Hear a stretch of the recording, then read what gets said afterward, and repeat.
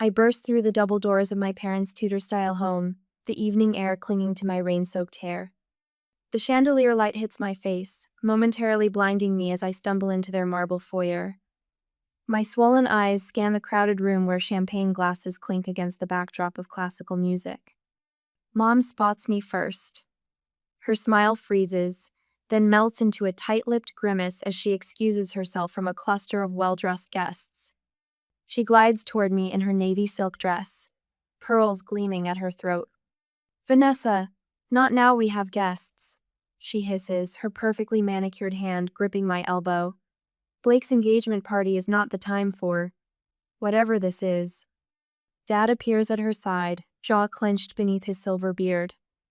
"Let's take this somewhere private," he mutters, steering me toward his study while glancing over his shoulder at the curious onlookers. The heavy oak door closes behind us with a solid thud. I stand trembling on the Persian rug, water dripping from my coat onto the polished floor.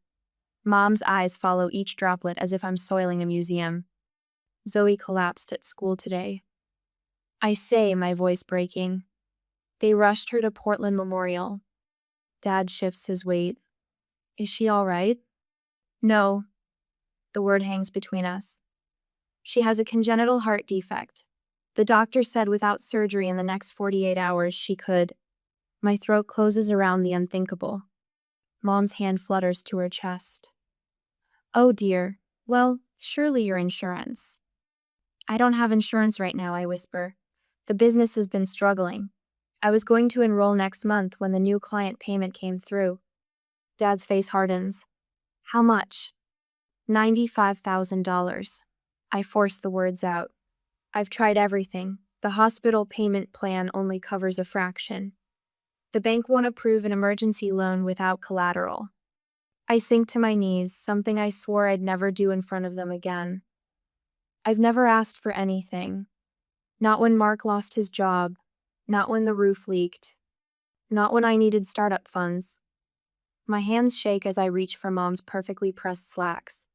"Please help save her. She's your granddaughter." Dad's eyes dart toward Mom. A silent conversation passes between themes I've witnessed my entire life but never been part of. Mom sighs, her shoulders dropping slightly. "We simply can't, Vanessa. Blake's wedding is in 3 months.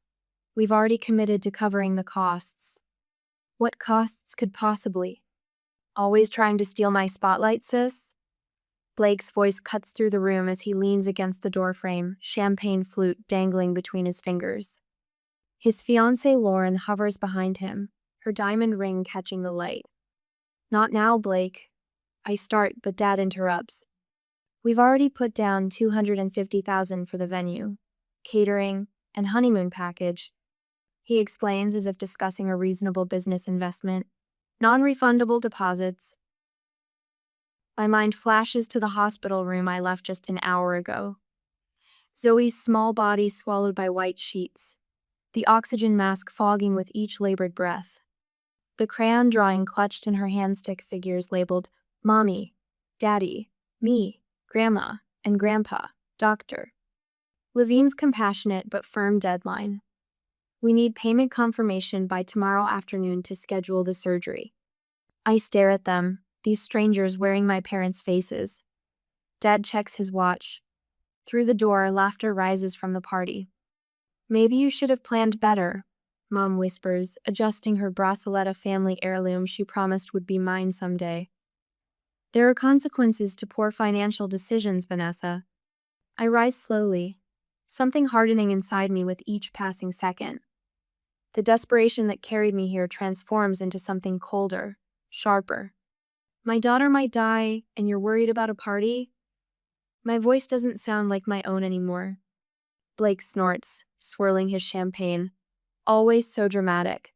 Get better insurance next time. Some of us have actual plans for our future."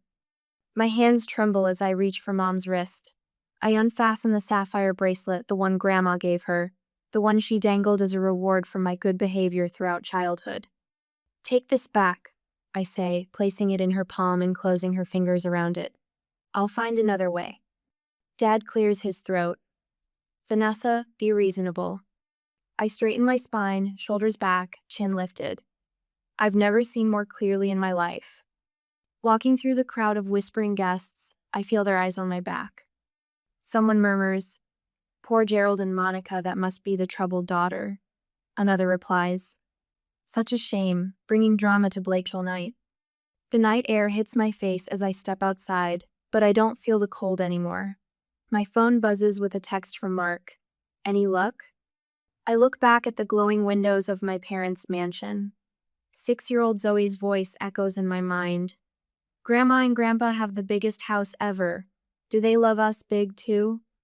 I type my response. "No, but we'll save her anyway. And I will never knock on that door again." I pace our kitchen at midnight, the landline receiver pressed against my ear, my voice hoarse from hours of pleading.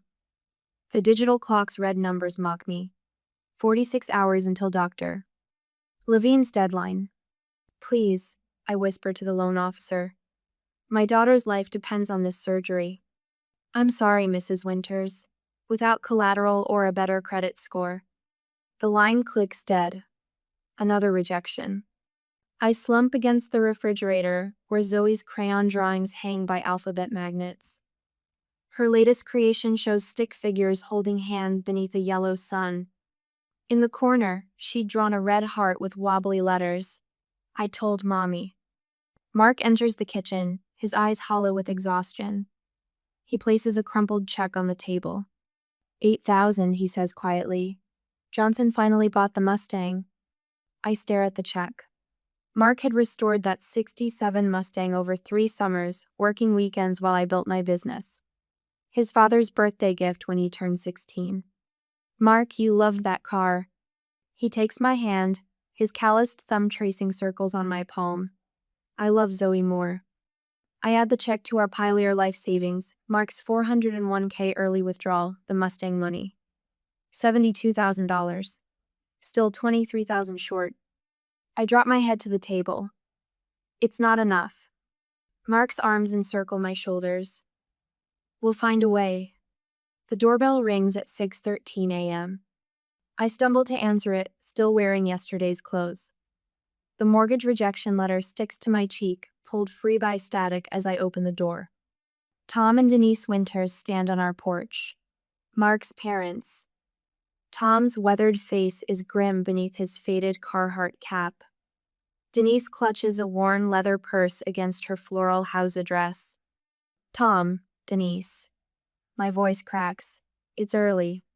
Tom clears his throat. "Can we come in?" In our living room, they perch awkwardly on the edge of the sofa. Tom's rough hands fidget with his cap. Denise's eyes drift to the photo of Zoe on our mantel gap-toothed smile, strawberry blonde pigtails. Mark appears from the bedroom, surprise flickering across his face. "Mom? Dad? What are you doing here?" "We heard what happened," Tom says, his gruff voice softening. "Called your cell 3 times. "Battery died," Mark mumbles, running a hand through his disheveled hair. Denise reaches for her purse. "How is our grandbaby?" "Stable," I answer, the medical terminology bitter on my tongue. "For now." Tom shifts, boots scuffing our worn carpet. "We got the cabin in Montana." I blink, confused. The cabin, their retirement dream. A 1-room structure on 5 acres of pine forest that Tom built with his own hands 20 years ago. "What about it?" Mark asks. Tom exchanges a look with Denise. "Sold it. Got a decent price." "You what?" Mark's voice rises. "Dad, that cabin was your everything." "No." Tom's eyes, the same deep brown as Mark's, hold steady. "Family is everything." Denise opens her purse, removes an envelope, and places it on our coffee table. $38,000. The room blurs as tears fill my eyes. I stare at the envelope, unable to move. Mark kneels beside his mother. "We can't take this." "You can and you will," Denise says firmly. "This is what family does." The hospital waiting room smells of antiseptic and burnt coffee. I clutch Zoe's stuffed rabbit, its fur worn thin from years of nighttime cuddles. The surgery began 3 hours ago. Mark's hands tremble as he signs the last of the financial forms. The hospital administrator nods, satisfied with our cobbled-together payment. $72,000 from us. $38,000 from Tom and Denise. Less than 48 hours after my parents refused. Tom and Denise sit across from us, a thermos of homemade soup between them. They've barely spoken since arriving, just settled in for the long wait with quiet determination. Hour 10 passes. Then 12. 14. When Dr. Levine finally emerges, surgical cap still on, my heart stops. His tired eyes crinkle. She's going to make it. My phone buzzes a week later. A text from Blake. Mom wants to know if Zoe survived. Also, you're causing drama at my engagement dinner. I stare at the screen. Another text arrives. Dad told the Hamiltons you were too irresponsible to afford proper insurance. My voicemail icon flashes. Gerald's voice fills my ear. Your actions reflect poorly on this family's reputation. I delete it without listening to the rest. The mail arrives that afternoon. Cream envelope, gold embossing. Blake and Lauren's wedding invitation, addressed only to Vanessa. No mention of Zoe, no mention of Mark. In Zoe's hospital room, Tom sits beside her bed, teaching her to cast an imaginary fishing line.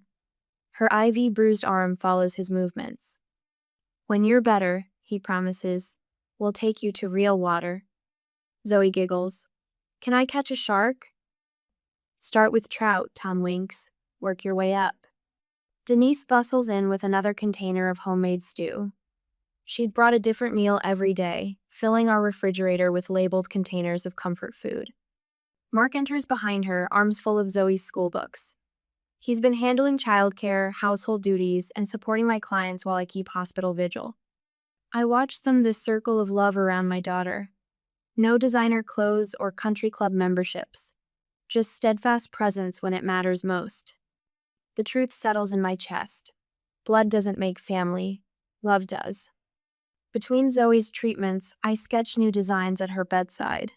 My employees drop by with meals and updates on projects they've covered in my absence. Clients send flowers. Neighbors organize meal trains. Mark's coworkers donate vacation days so he can stay home longer. This small community wraps around us like a protective shield. I record each kindness in Zoe's journal, proof that goodness exists beyond the walls of my parents' mansion. As Zoe sleeps, I make a promise to myself. I will never be vulnerable like this again. Not financially, not emotionally. And when I rise from these ashes, I'll remember who was there to fan the flames of hope and who left us to burn. The desk lamp casts a halo around my sketches as midnight creeps toward 1. My eyes burn.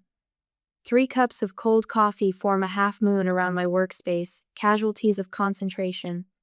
Through the doorway, Zoe sleeps on the pull-out couch, her small chest rising and falling beneath her favorite Wonder Woman pajamasa gift from Tom after her surgery 4 months ago.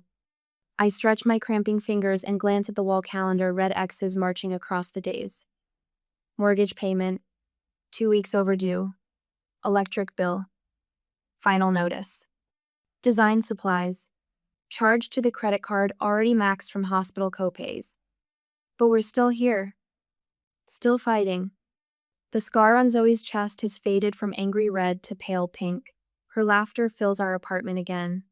The nightmares about beeping monitors and oxygen masks have mostly stopped for her anyway.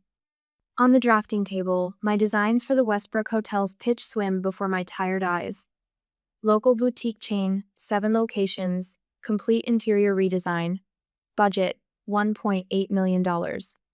Competition. 3 established firms with impressive portfolios and actual offices, not kitchen tables doubling as workspaces. My phone buzzes. Mark's text reads, "Don't stay up all night. They'd be crazy not to pick you." I almost believe him. "You look like you need this more than me," Denise says, pressing a travel mug of coffee into my hands the next morning. She and Tom arrived at dawn, ready for grandparent duty while I prepare for the biggest pitch of my career. Tom's already on the floor with Zoe, helping her build a fort from couch cushions. His arthritis must be screaming, but he'd never say a word. What if I blow this? I whisper to Denise, my voice catching. Her weathered hands frame my face. Then you'll find another opportunity, but you won't blow it. She straightens my blazer collar. You remind me of the dogwood outside our first house. Storm knocked it sideways, but it grew back stronger. Different angle, but even more beautiful. Tom looks up from the fort. Knock 'em dead, kiddo. Zoe races over, wrapping herself around my legs. Make pretty buildings, Mommy. I drop to one knee, holding her small shoulders. I'll be back before dinner. Grandpa's making his famous sketty, she says, with solemn importance. I kiss her forehead, breathe in her little girl scent of strawberry shampoo and Play-Doh, and stand to face the day. The Westbrook Hotel's conference room intimidates with its wall of windows overlooking downtown Portland. 5 executives in tailored suits examine my modest portfolio while I set up my presentation. My hands tremble slightly as I arrange material samples on the gleaming table. Miss Winters, the CEO begins. Your firm is considerably smaller than the others we're considering. He glances at my proposal. In fact, I'm not seeing evidence of a firm at all. Just you? The room chills by 10 degrees. I force myself to meet his eyes. Currently, yes, but that's about to change. A skeptical silence settles over the room. I take a deep breath and begin. Hotels aren't just places to sleep, I say, unveiling my concept boards. They're where people shelter during life's biggest moments, the first night of honeymoons, family reunions, business triumphs, sometimes even grief. The marketing director's phone vibrates. She glances at it, dismisses the notification. I continue despite the sinking feeling in my stomach. The difference between a forgettable stay and a memorable one isn't thread count or lobby size. It's whether a space feels like it was created for humans or for photographs. I reveal my designs, room-by-room spaces with secret reading nooks, family suites with thoughtful touches for kids, business rooms with adjustable lighting that combats time zone fatigue. The financial officer checks his watch. Time for my final play. I pull out photos of Tom and Denise's cabin before and after my redesign. Last year, my in-laws sold their cabin to help pay for my daughter's heart surgery after my parents refused to help. When my daughter recovered, I redesigned their new place as thanks. The room stills. Even the financial officer looks up. I didn't just replace what they lost. I built what they deserve at a space that honors who they are. I gesture to the details, the custom fishing rod storage, the kitchen island sized for Denise's pie making, the window seat perfectly angled for Tom's bird watching. That's what I do.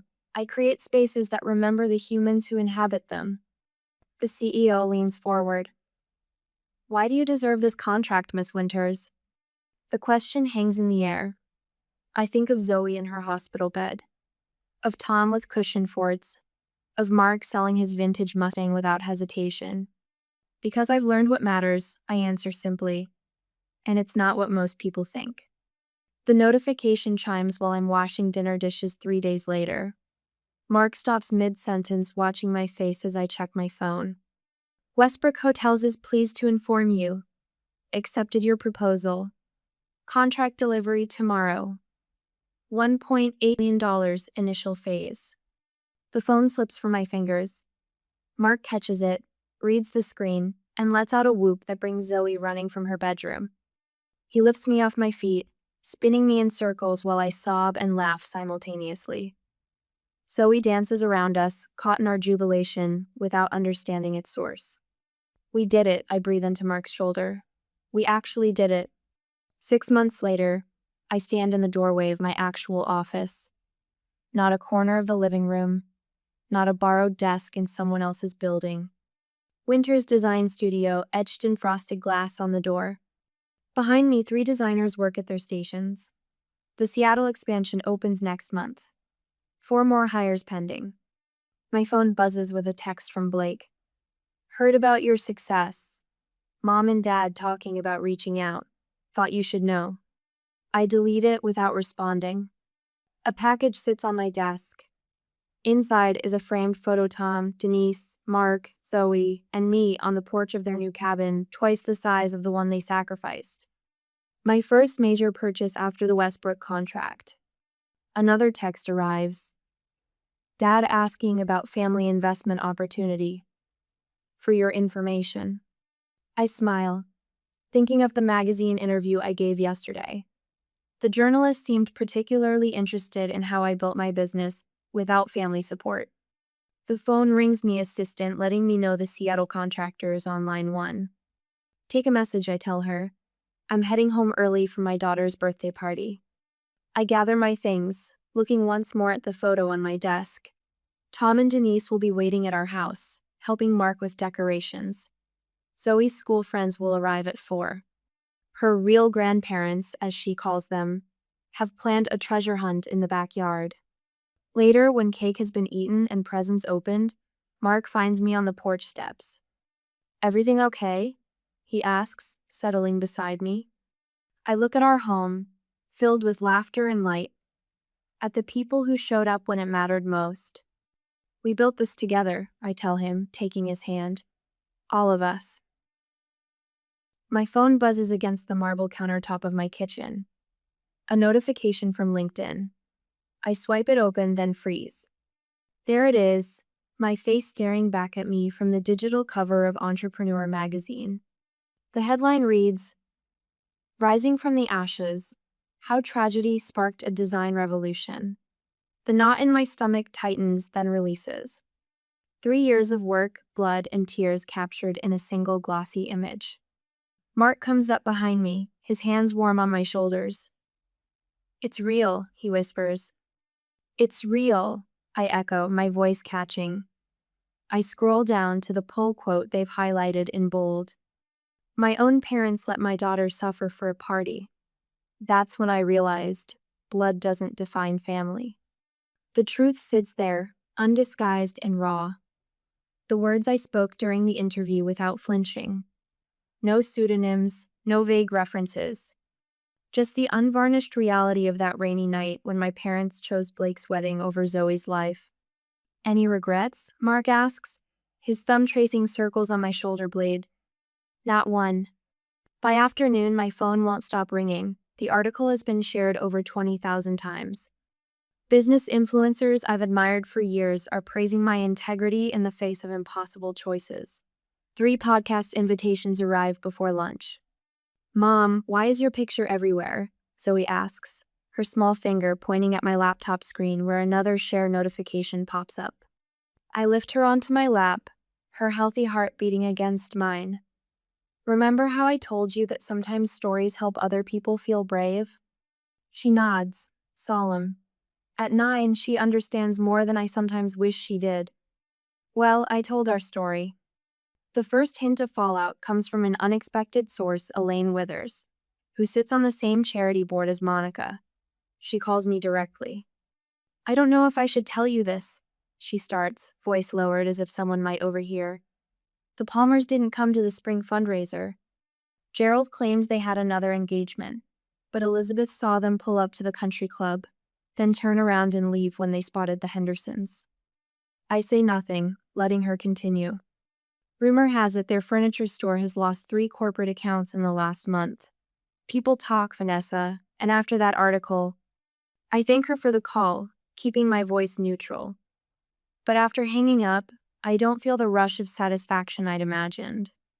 Just a hollow sort of completion, like turning the final page of a book you've waited years to finish. A text from Lauren, Blake's wife of 2 years, arrives next. Just read your story. Blake never told me. Is it really true? 2 days later, while reviewing blueprints for our Denver expansion, my assistant interrupts with news from Mark's cousin who works at Blake's firm. He didn't get the promotion, she says, eyes wide. Apparently his boss read the article and questioned his character and judgment. Blake threw a fit, accused you of sabotaging him.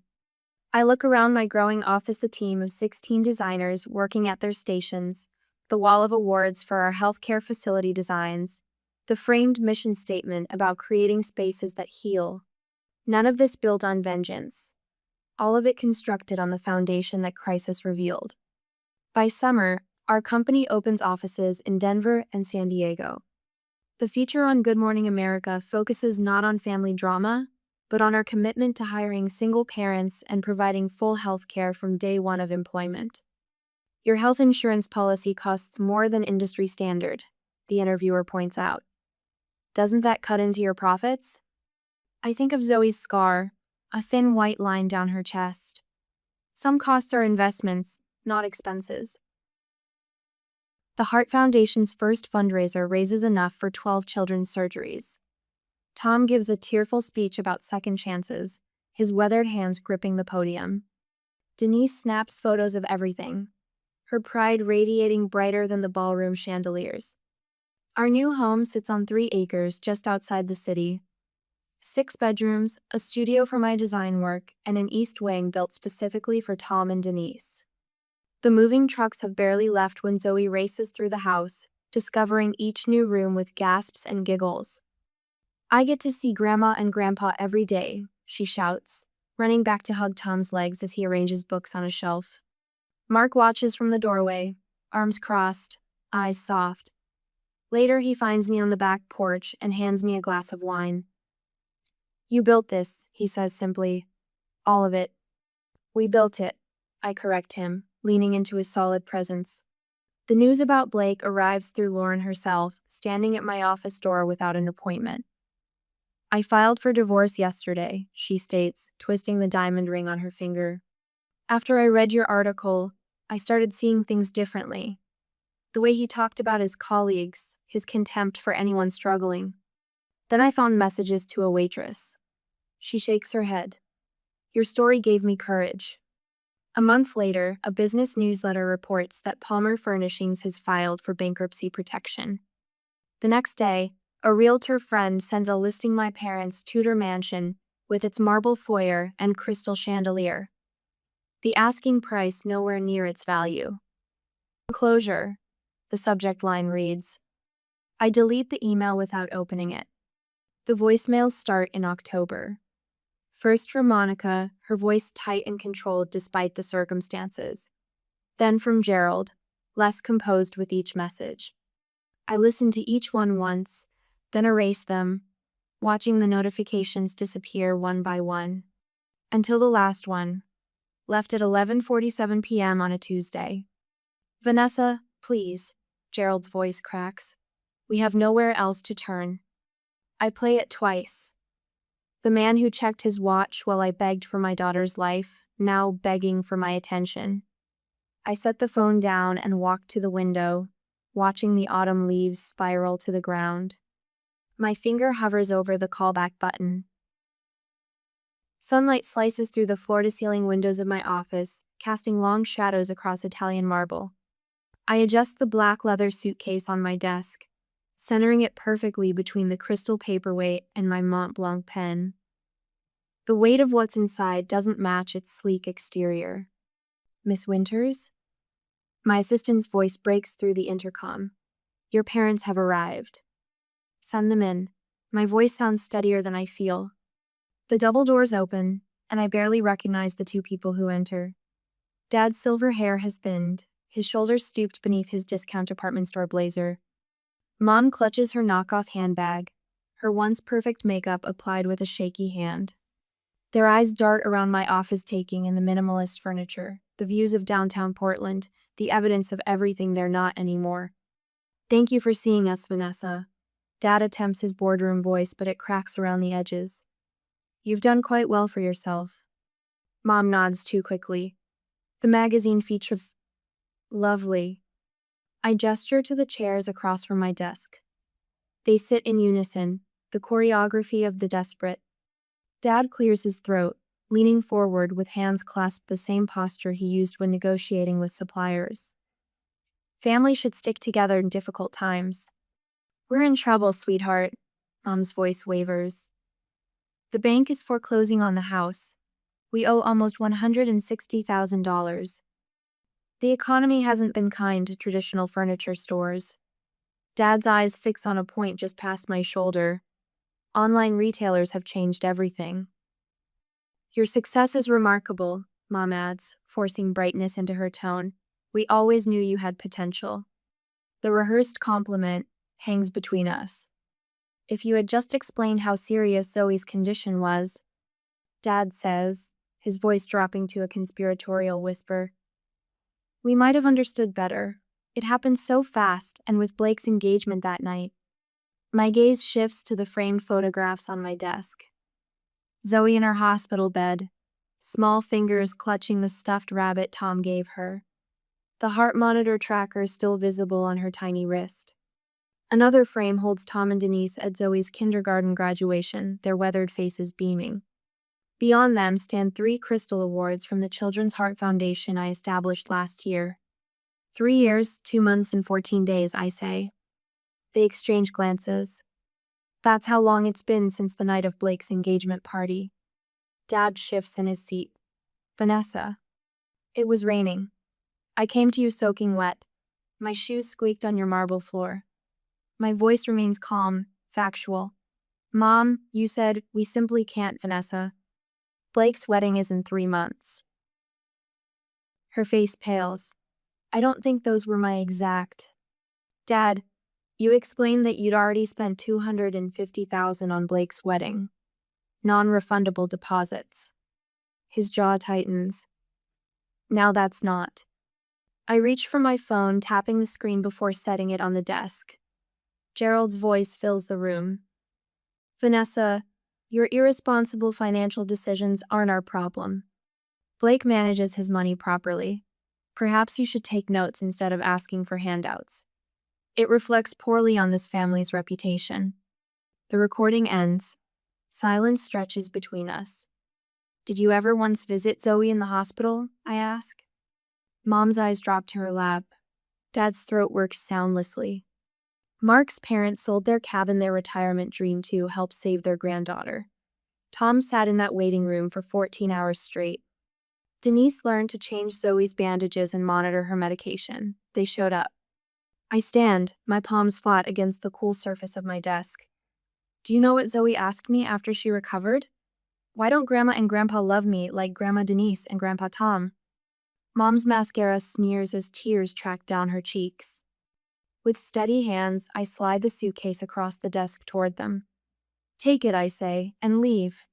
From this moment on, I'm no longer your daughter. Dad's fingers tremble as he unlatches the case. Inside, neatly stacked bills fill every corner. $160,000, I tell them. Exactly what you need, not a penny more. Vanessa, Mom starts. This isn't forgiveness, I cut her off. It's freedom. Mine. They stand slowly, Dad clutching the suitcase like a life preserver. Their reflections distort in the polished marble as they walk to the door, shoulders bent with the weight of their shame. When the doors close behind them, I remain standing until the sun dips below the skyline, painting my office in amber and shadow. My fingers brush across Zoe's photo, then Tom and Denise's. For years I carried the weight of their rejection like stones in my pockets, dragging me under. Not anymore. It's finally over, I whisper to the empty room. And for the first time since that rainy night, I feel the truth of those words in my bones. Not a weight lifts, a chain breaks. I watch Tom flip burgers on the grill, his weathered hands guiding Zoe's smaller ones on the spatula. She squeals with delight as flames leap up when the patty turns. That's it, kiddo. You've got the touch, he says, ruffling her hair. The late afternoon sun spills across our backyard, casting long shadows over the picnic table where Denise and Mark arrange plates, napkins, and condiments with easy familiarity. Their laughter carries across the lawn, a soundtrack I once thought belonged only in movies about other people's lives. Mom, Grandpa says I'm the best burger flipper in 3 states, Zoe calls out, her voice strong and clear, no trace of the fragile whisper that haunted hospital corridors 2 years ago. Only 3? I call back, reaching for the lemonade pitcher. I'd say at least 5. Mark catches my eye across the yard and winks. The smile lines around his eyes deepen, telling a story of weathered storms and unexpected sunshine. The garden gate swings open as the neighbors arrive with a homemade apple pie. Our small gathering swells with voices and movement chosen family, expanding in concentric circles of warmth. Later, while Tom serves ice cream, Zoe tugs at my sleeve. She thrusts a paper into my hands, crayon colors bright against the white background. "I made us," she announces. 5 figures stand hand in hand beneath the yellow sun. Mark me, Zoe in the middle, Tom and Denise flanking us. Each face bears a wide rainbow smile. "It's beautiful, sweetheart." My finger traces the drawing. Zoe's brow furrows. "Lily at school has 2 grandmas and 2 grandpas. How come I only have 1 set?" The question catches in my throat. I kneel to your eyes, those eyes so like mine. "Family isn't always about who shares your blood," I say, choosing words with the care of someone who knows their weight. "Sometimes it's about who chooses to love you no matter what." Her 7-year-old wisdom considers this. Like how Grandpa Tom taught me to fish in my hospital bed. Exactly like that. She nods, satisfied, and runs off to help Denise serve pie. Mark hands me an envelope that arrived in today's mail. Lauren's return address surprises me. Inside, a card thanks me for the foundation grant funding her new therapy practice. She mentions Blake struggling but finally facing his mistakes. My parents live in a small apartment now, their mansion long gone. The mention stirs nothing in me, neither satisfaction nor sorrow. I watch my company's summer picnic set up in the park across the street, 50 employees and their families gathering under banners announcing full healthcare coverage for all. 3 scholarship recipients from our design program help arrange tables. Their backgrounds mirror my own struggle, but their futures hold more promise. From the porch steps, I observe Zoe at the piano Tom bought her last Christmas. Her fingers, once tethered to ivy lines, now dance across keys. The heart monitor that once tracked her survival sits in a memory box upstairs, a reminder of what almost was and what is. My gratitude journal lies open beside me. Today's entry simply reads, "I have everything that matters." Golden light bathes all of us as the sun begins its descent, not the cold gleam of wealth, but the warm glow of enoughness. I once thought revenge would feel like victory the moment my parents realized what they'd lost. But true peace came from building something meaningful instead of destroying what hurt me. The greatest revenge wasn't in their downfall, but in creating happiness they couldn't touch. My gaze sweeps over a mismatched, perfectly complete circle. Family isn't who owes you. It's who shows up.